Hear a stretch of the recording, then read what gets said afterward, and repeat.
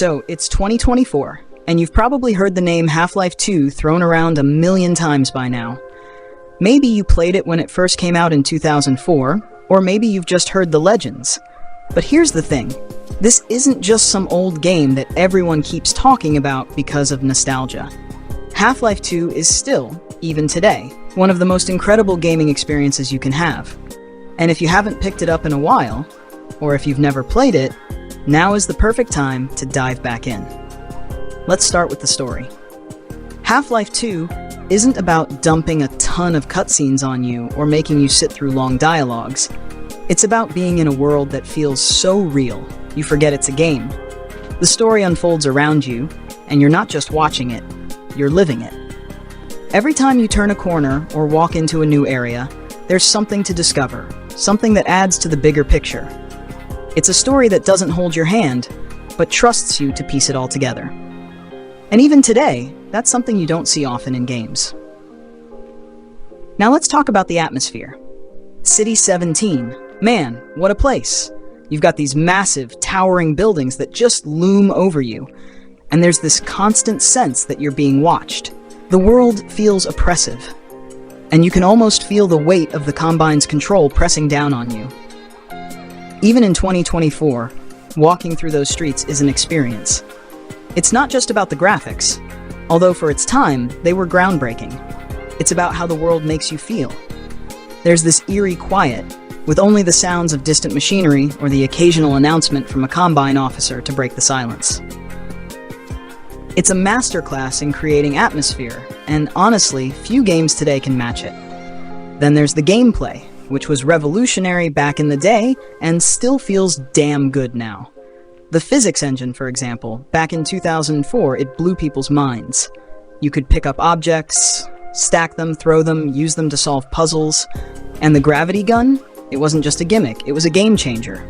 Even today, messing around with that thing is a blast. The way you can interact with the world feels so natural and intuitive.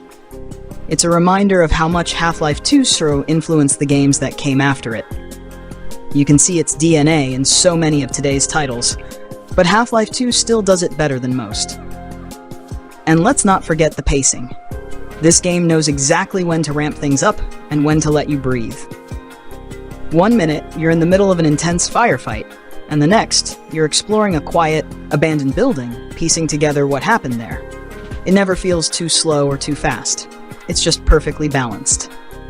Every moment in Half-Life 2 serves a purpose, whether it's to build tension, give you a chance to explore, or prepare you for what's coming next. Even now, after all these years, it's hard to find a game that gets pacing this right. The AI in Half-Life 2 is another thing that still holds up incredibly well. The Combine soldiers aren't just mindless enemies. They're smart. They'll flank you, take cover, and work together to take you down. It makes every encounter feel like a real challenge, and you can't just run and gun your way through. You have to think, adapt, and use your environment to your advantage. It's impressive that a game from 2004 has AI that's still this good, and it's a big part of what makes the combat so satisfying.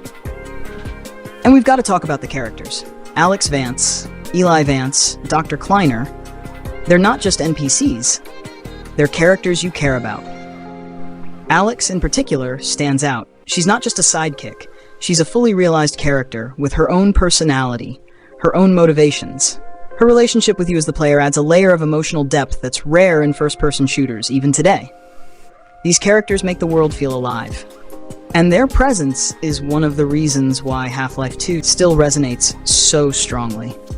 Finally, there's the sheer innovation of it all. When Half-Life 2 dropped, it was pushing the boundaries of what games could be. The Source engine was a marvel, and it brought everything in the game to life in a way that was unprecedented at the time. But here's the thing. Even in 2024, it's not just about what Half-Life 2 did first. It's about how well it did everything. The attention to detail, the polish, the creativity, it's all there, and it's still impressive.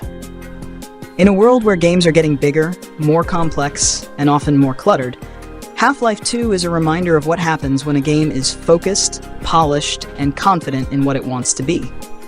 There's no filler, no bloat, just a tight, unforgettable experience that's just as powerful now as it was 20 years ago. So, why should you play Half-Life 2 again in 2024? Because it's not just a game, it's a masterclass in game design. It's a game that transcends its era, a game that still has something to teach us, and most importantly, a game that's just as fun, engaging, and mind-blowing as it was the first time you played it. Whether you're revisiting it for nostalgia or diving in for the first time, Half-Life 2 is an experience that every gamer should have. And honestly, there's no better time than now to remind yourself why this game is still one of the greatest of all time.